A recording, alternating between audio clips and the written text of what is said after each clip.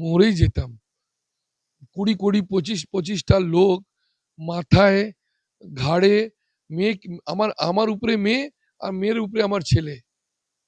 বে মানে হাসা মার। এরকম মার আমি লাইফে অপমান সহ্য করিনি। আমার মেয়েকে পুরুষ পুলিশ লাঠি দিয়ে মারলো। আর আমার উপরে এফআইআর করলো কি নাকি ওর সার্ভিস রিভলভার আমি নিয়ে নিয়েছি। কালকে চেষ্টা করেছিল হিন্দু মুসলমান একটা দাঙ্গা লাগিয়ে দিব, রাকেশ সিংকে অ্যারেস্ট করিয়ে নিব, কিন্তু পারলো না, আর পারবেও না। আমাকে বলছে ইকবালপুর ওসি কি আমি মেরে দেব, আমি মেরে দেব। তখনই আমি ভেবে গেছি কি এদের মনে কিছু না কিছু আছে। কানে মেরে দেবে বলছে। হ্যাঁ, মেরে দেব, মেরে দেব। এনআইএ অ্যাকিউজড 2022 সালে যে হিন্দু মুসলিম দাঙ্গা হয়েছিল, 100 ঘর লুট করেছিল। সে এদের সাথে 4 দিন আগে ফেসবুকে আপলোড করেছে। তো আজকে এই লড়াইটা কালকে এরা প্ল্যান করে কি হিন্দু মুসলিম করে দিই, মুসলমানরা যে আমাকে ভালোবাসে সেটা রাকেশ সিং কাছে না চলে যায়। কলকাতা পোর্ট থেকে রাকেশ সিং লড়াই করছে, অপোজিটে কে আছে? কার্যত মেয়র বলা চলে ফিরহাদ হাকিম, আপনারা প্রত্যেকেই জানেন। কিন্তু সেই লড়াই এতটাই কঠিন হয়ে যাচ্ছে, ক্রমশ থানা ঘেরাও থেকে শুরু করে মার খেতে হচ্ছে রাকেশ সিংকে। কেন মার খেতে হলো? আমরা দেখতে পেলাম তার চোখে আঘাত, তার মেয়েকে ধরে মারধর, রক্তাক্ত, রক্ত ঝরছে। আমি বলছি যদি 29 তারিখের আগেই যদি এই অবস্থা হয় তাহলে ওই দিন কি হবে? আর কলকাতা পোর্ট আমরা প্রত্যেকেই জানি যে কিরকম ভাবে সন্ত্রাস হয় সেখানে। সেখানে কিভাবে বুথ রিগিং এবং সেখানে কিভাবে ছাপ্পা হয়, সেইগুলো কাটিয়ে কি করে রাকেশ সিং ফাইট দেবেন? বা কালকে কিভাবে আঘাত লাগলো, কি ঘটনা ঘটেছিল? রাকেশ সিং কে বিজেপি প্রার্থী করেছে, আপনারা প্রত্যেকেই জানেন। তিনি কিন্তু জামিনে এসে প্রার্থী হয়েছে। বিজেপি তেমনই ঘোড়া লাগিয়েছে, আমার মনে হয় তেমন ঘোড়ায় দান লাগিয়েছে যে রাকেশ সিং পারবে পোর্টটাকে উদ্ধার করতে। পারবে কি? আমার সঙ্গে রয়েছে রাকেশ সিং। বলছি বিজেপি আপনাকে একদম জামিন করে এসে রাকেশ দা একদম ফাইট করছেন, এই প্রথম মনে হয় এইরকম ধরনের হচ্ছে। এটা কোনোদিন ভাবিনি কি জামিন পাবো আর নেক্সট ডে আমি প্রার্থী হিসাবে লড়বো। কিন্তু পার্টি আমাকে যতটুক ভরসা করেছে তার থেকে বেশি আহ, আমি সম্মানটা আমার পার্টিকে ফিরিয়ে দেব কলকাতা পোর্ট থেকে। রাকেশ দা, এই এখনো আঘাতের চিহ্ন আমি আমার ক্যামেরা পার্সনকে দেখাতে অনুরোধ। কি কি হ্যাঁ, এখানে এখানে ঘাড়ে, কোমরে, মেয়েকে, আমার 3জন ভর্তি আছে, 3টে মহিলা ভর্তি আছে। এই যে একটা তোমাকে ছবি দেখাচ্ছি তোমার ক্যামেরাতে, এর নাম আছে হরিকৃষ্ণ পাই আর এর নাম আছে পিপি দাস। এরা দুজন পাশে আছে। এর নাম আছে শাহবাজ সমীর, এর নাম। No no no no, NIA accused 2022 সালে যে হিন্দু মুসলিম দাঙ্গা হয়েছিল, 100 ঘর লুট করেছিল। সে এদের সাথে 4 দিন আগে ফেসবুকে আপলোড করেছে। তো আজকে এই লড়াইটা কালকে এরা প্ল্যান করে কি হিন্দু মুসলিম করে দিই, মুসলমানরা যে আমাকে ভালোবাসে সেটা রাকেশ সিং কাছে না চলে যায়। মানে আমার একটা মেসেজ যায় মুসলিমদের কাছে কি রাকেশ সিং হিন্দু মুসলমান বিরোধী এইসব। তো হাসানসা রোডে প্রোগ্রাম হচ্ছিল, মানে কি নোংরা নোংরা ভাষায় গালাগালি। তুমি একটা মেয়ে রিপোর্টার আছো, আমি সেই বলতে পারবো না যে এরকম নোংরা নাকি পাকিস্তান জিন্দাবাদ। মানে যে আমি ডিসি পোর্টকে ফোন করি, ডিসি পোর্টকে ফোন করলাম 5 মিনিটে বলছে পৌঁছবে। আমি মেটিয়া ব্রুজ থেকে 22 মিনিটে এসে গেছি, কিন্তু ডিসি পোর্ট পৌঁছয়নি। এমনি ঘটনাটা তারপরে আমি ভেবে নিয়েছি কি এটা কিছু না কিছু দালে কালা আছে। তারপরে থানায় আসি, থানায় যা হয়েছে সবাই দেখেছে, সবাই চোখের সামনে আছে। আমার মেয়েকে পুরুষ পুলিশ লাঠি দিয়ে মারলো। আর আমার উপরে এফআইআর করলো কি নাকি ওর সার্ভিস রিভলভার আমি নিয়ে নিয়েছি। হ্যাঁ, কোনো একটা ফুটেজ যদি কোনো একটা লোকের ক্যামেরাতে যদি এই সব কর্মটা যদি এসে যায়, আমি রাজনীতি ছেড়ে দেব। হ্যাঁ, আমার আমার তো ওইসব পুলিশের উপরে এফআইআর লেখার আগে দুটোই পুলিশ এফআইআর করেছে। তো দুটোই মিথ্যা এফআইআর। নিজেকে একটা চাকরিকে বাঁচাতে জন্যে এটা এফআইআর হয়েছে।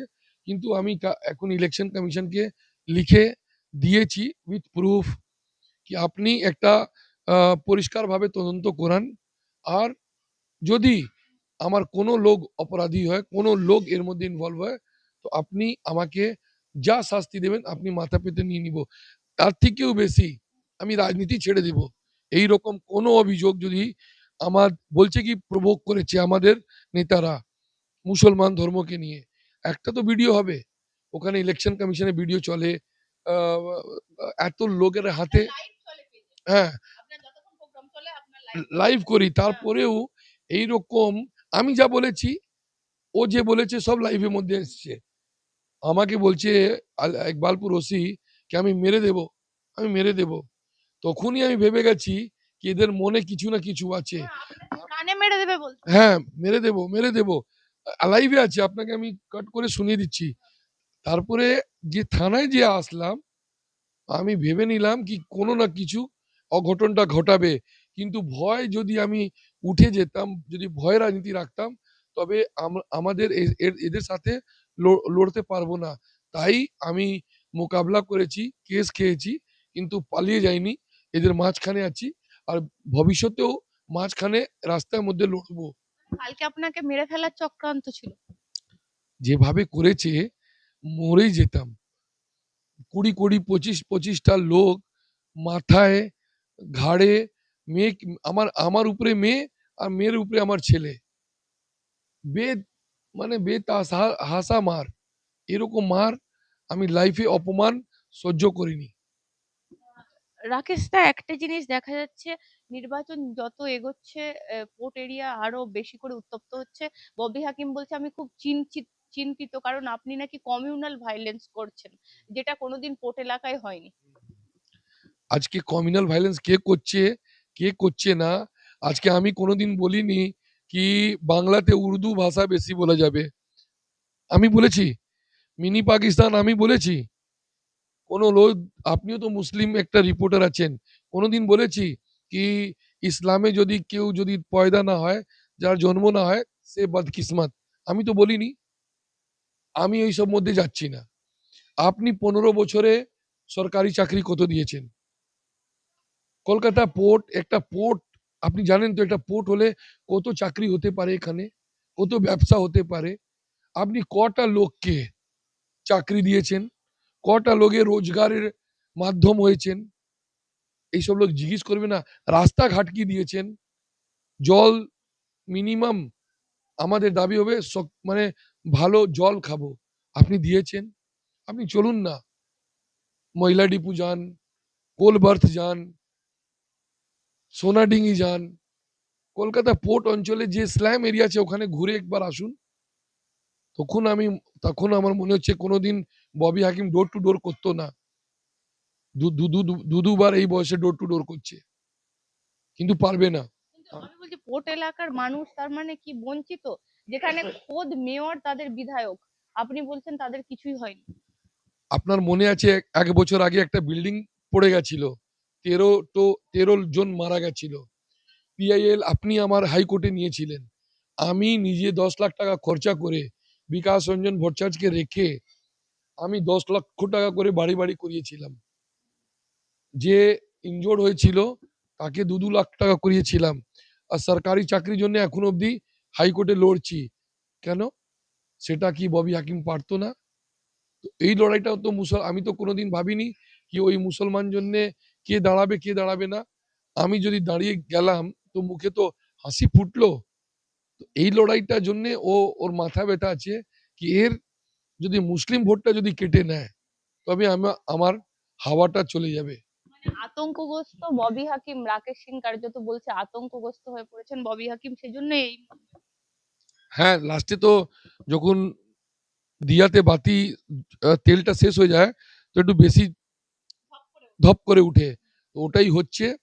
কালকে চেষ্টা করেছিল হিন্দু মুসলমান একটা দাঙ্গা লাগিয়ে দিব, রাকেশ সিংকে অ্যারেস্ট করিয়ে নিব, কিন্তু পারলো না, আর পারবেও না। কালকে আপনাকে অ্যারেস্ট করিয়ে মানে আপনাকে সরিয়ে দেওয়ার চেষ্টা হ্যাঁ, করে। দমিয়ে দেওয়ার ২ খানা এফআইআর করে রেখে আছে, চাইলে কোনো সময় অ্যারেস্ট করতে পারবে। ওটা বড় কথা না, কিন্তু মিথ্যা মামলাতে অ্যারেস্ট করতে জন্য 10 বার এই হরেকৃষ্ণ পাইকে ভাবতে হবে, ডিসি পোর্টকে ভাবতে হবে। রাকেশজি, রীতিমতো দেখা যাচ্ছে এবারে মমতা বন্দ্যোপাধ্যায় বলছেন যে এইবারে যাই হয়ে যাক আমরাই আসছি। আপনারা নিশ্চিত হয়ে যান, কারণ কেন আমরা যদি না আসি বিজেপি এসে গেলে খেতে দেবে না, পড়তে দেবে না, থাকতে দেবে না। আমি কোনোদিন লাইফে নন ভেজ খাইনি, লাইফে, কিন্তু পয়লা বৈশাখে আমি প্রথমবার কাতলা মাছ খেলাম। হ্যাঁ, সেদিন বাড়িতে মা হাত দিয়ে রান্না করিয়ে ফার্স্ট ডে আমি মাছ খেলাম। তো আজকে আমার মেসেজটা ছিল, প্রভাতী করে যখন আসলাম, শুভ নববর্ষ করে আসলাম, তখন একটা মানুষকে মেসেজ দেওয়া যায় কি আপনার কি হবে বছর মধ্যে। তো আমি মাছ খেলাম, আর লোককে বললাম মাছ খাবে। এই মিথ্যা মুখ্যমন্ত্রী আপনি বিশ্বাস করবেন না। সালা, উনি গালাগালি দিচ্ছেন, ববি হাকিম অমিত শাহকে সালা সালা করে বলছে। এদের মাথাটা এত মানে কোথায় চলে গেছে, আর রাজনীতি একটা স্ট্যান্ডার্ডটা কোথায় নামিয়ে দিয়েছে কি আপনি একটা মুখ্যমন্ত্রী চেয়ারে বসে নোংরা গালাগালি করছেন। এর এর আগে চাড্ডা বাড্ডা নাড্ডা গাড্ডা, মানে এরা এই যে পলিটিক্সে এই বহিরাগত মেড়ো, মানে গুটখাখোর, মানে মানে এই ভাষা কোনোদিন বাংলা রাজনীতিতে ছিল না, যেটা নিয়ে এসছে। আর এর ফসলটা মমতাজিকে কাটতে হবে। 4 তারিখের পর হিসাব হবে, অভিষেক বন্দ্যোপাধ্যায় বলছেন 4 তারিখের পর হিসাব হবে। মমতা বন্দ্যোপাধ্যায় উদার হতে পারে, আমি নই, হিসাব হবে। হিসাব কত কি হবে জানি না, কিন্তু 4 তারিখ আগে অভিষেক ব্যানার্জি হিসাবটা না হয়ে যায়। ওদের ওই যে প্রতীক জ্যান, ওদের ফাইল চুরি ডাকাতি, হ্যাঁ হবে না। এই শান্তনু সিনহা বিশ্বাস, মানে এরা মানে পুলিশকে যে অপব্যবহার করেছে তার সুদ মূল তো এদেরকে 4 তারিখ আগেই ফসলটা কাটতে হবে।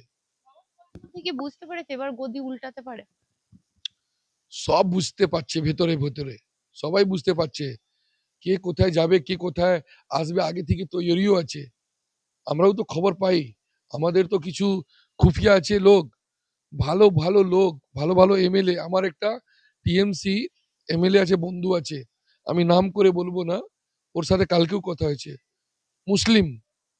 আপনি তো আবার বিভাজন সৃষ্টি করতে না না না না না না না না না না না না না না, আমি মিথ্যা কথা কোনোদিন বলবো না, অন ক্যামেরা বলছি। বলছে মুসলিম, সে বলছে কি রাকেশ ভাই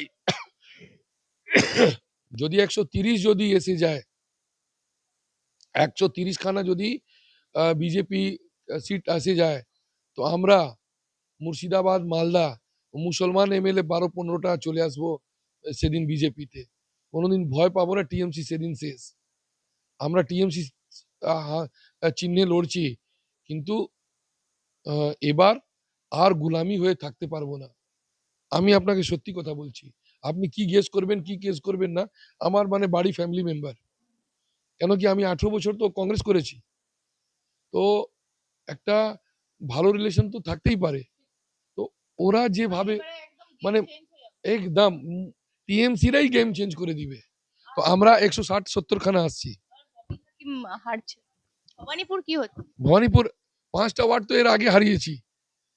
আর যখন আমাকে জেলে রেখেছিল শুভেন্দু অধিকারী, নন্দীগ্রামে এমএলএ ছিল শুভেন্দু অধিকারী, আজকে উনি একটা মিথ্যা কথা বলছেন শুভেন্দু অধিকারী, কি 25,000 ভোটে জিতবো, না 50,000 ভোটে জিতবে শুভেন্দু অধিকারী, এটা মিলিয়ে নিবেন।